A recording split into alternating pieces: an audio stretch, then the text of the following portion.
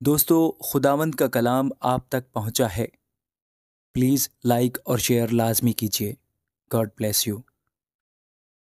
आप एक सादा सी बात समझ लें कि कुछ लोगों को बाइबल कभी कभी पुरानी पुरानी सी लगती है। हमें कभी कभी खुदा से भी शिकवा होता है और हमारी ख्वाहिशें क्यों पूरी नहीं होती। मैं तो बाइबल पढ़ चुका हूँ, अब मुझे दोबारा बाइबल पढ़ने की ज़रूरत है। आप बाइबल मुकद्दस को जितनी बार भी दोबारा पढ़ेंगे, हर बार आपको ये नई लगेगी।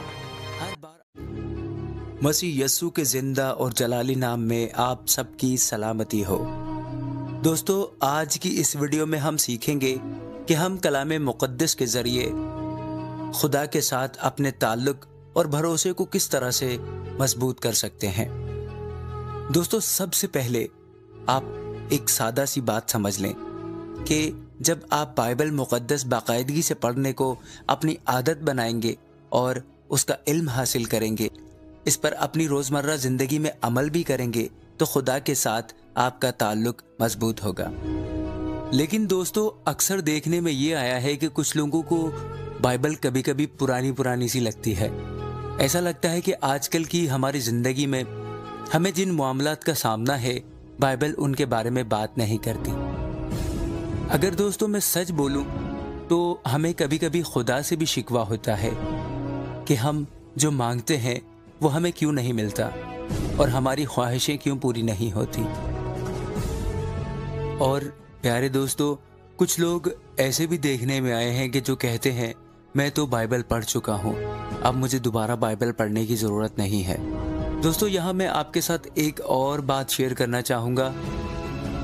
मैं अपने इस चैनल पर 2 बार बाइबल मुक़द्दस अपलोड कर चुका हूँ।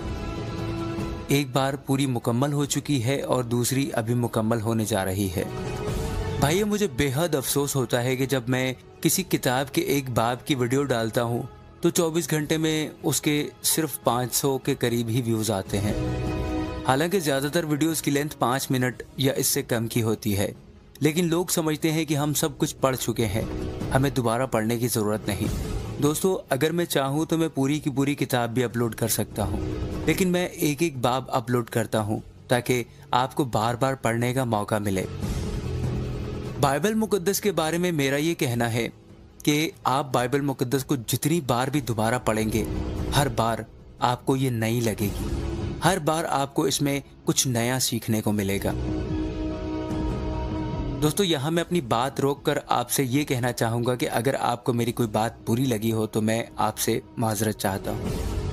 दोस्तों, जब हम बाइबल को पढ़ते हैं तो हमें पता चलता है कि खुदा के मंसूबे किस कदर भले हैं कि वो हमारे लिए बेहतरीन फ़हम के ज़रिए बेहतरीन चीज़ों का इंतखाब करता है। दोस्तों, अगरचे खुदा की नज़र में वो मंसूबे बेहतरीन होते हैं, लेकिन हमें अक्सर खुदा के ये मंसूबे बेहतर नहीं लग रहे होते। प्यारे दोस्तों, वो दूर अंदेश है और जानता है कि हमें किस चीज़ की किस वक्त ज़रूरत है। वो तो हमारे मांगने से पहले ही जानता है कि हमें क्या चाहिए। जब हम खुदा के कलाम को पढ़ते हैं और उस पर अमल करते हैं तो ये हमारी मदद करता है कि हम उसको जानें और उसके वादों की सच्चाई को समझें। बाइबल मुक़द्दस में खुदा के बेशुमार वादे मौजूद हैं। उनके ज़रिए हम पुरउम्मीद हैं और हमें उनके ज़रिए आराम मिलता है। आइए दोस्तों, हम उनमें से कुछ पर नज़र डालें। खुदा हमसे वादा करता है कि अगर अपने गुनाहों का इकरार करें तो वो हमें मुआफ़ और पाक करेगा। अगर हम बोझ में दबे हुए उसके पास आएंगे तो वो हमें आराम देगा। अगर हम उसकी पैरवी करेंगे तो हम कभी भी तारीकी में ना चलेंगे। अगर हम उसमें कायम रहेंगे तो हम बहुत सा फल लाएंगे। अगर हम में हिकमत की कमी हो तो वो हमें फयाजी से देता है। अगर हम ईमान रखें और इकरार करें कि यस्सु ही खुदावंद है तो हम निजात पाएंगे।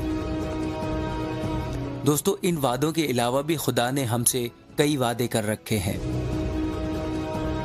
बाइबल मुक़द्दस में हम कुछ ऐसी बातें भी पढ़ते हैं जिनकी हमें समझ नहीं आती और हम परेशान हो जाते हैं। मगर दोस्तों, एक पास्टर साहब ने क्या खूब कहा है कि जब आप किसी पर ईमान रखते हैं तो आपको सब कुछ समझने की ज़रूरत नहीं होती। दोस्तों, इस बात का ये मतलब है कि जैसे जैसे हम उसको तलाश करते रहते हैं, वैसे वैसे हम उसको जानते चले जाते हैं, और जैसे जैसे हम उसको जानते चले जाते हैं, वैसे वैसे ही हमारा ईमान दिन ब दिन और ज़्यादा मजबूत होता जाता है।